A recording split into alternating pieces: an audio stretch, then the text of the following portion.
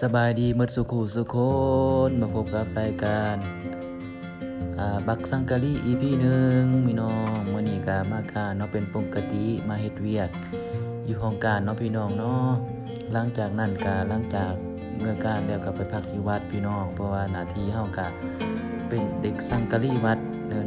หรือว่าเขาแบบเขามักเอิ้นครูบาอาจารย์มักเอิ้นบักสังกะลีก็เลยตั้ง EP นี้ว่าเป็นบัก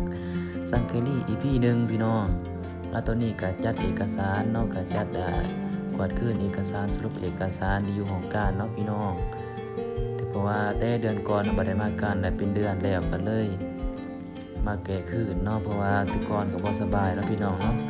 ก็เลยมาแก้มื้อนี้นี่แหละพี่น้องเอ้ย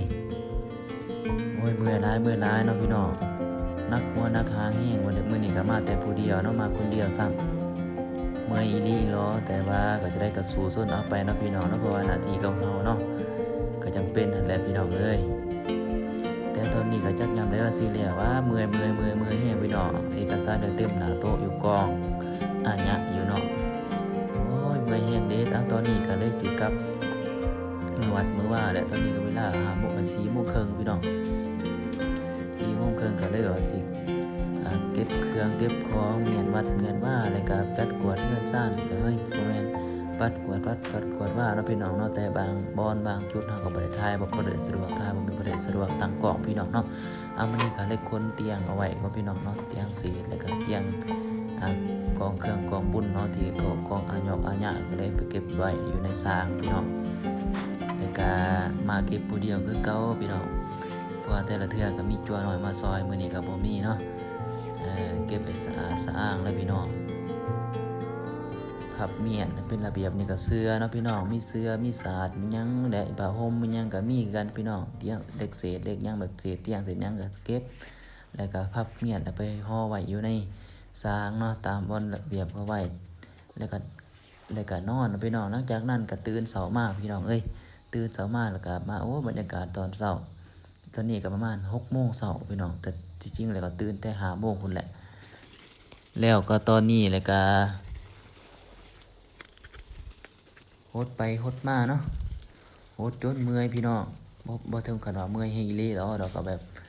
ตามภาษาเฮาก็โหดไปโหดไปโหดมาหั่นแหละลินน้ำไปโหดไปเนาะตมื้อนี้ก็น่าจะจบไปเพียงเท่านี้เนาะตามเบิ่งเพราะว่าบ่ได้อันนั้นบ่ได้ถ่ายหยังละเอียดล่วงหลายพี่น้อง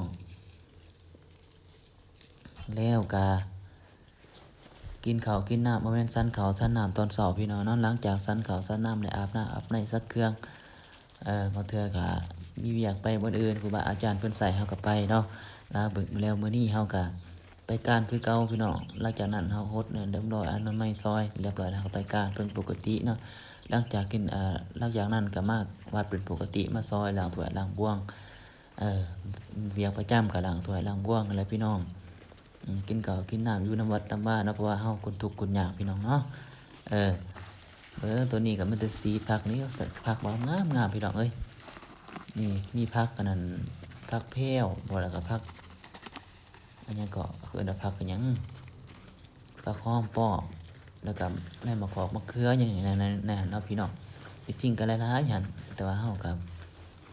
บ่ได้ถ่ายเป็นละเอียดถ้าบ่มีคนถ่ายให้บ่มีคนจับเนาะไม่แต่เอาสำนีไปก่อนเนาะแล้วคลิปหน้าก็ได้ก็ขอบใจท่านผู้ชมเนาะเขาอยู่ดีมีแรงเด้อ thank you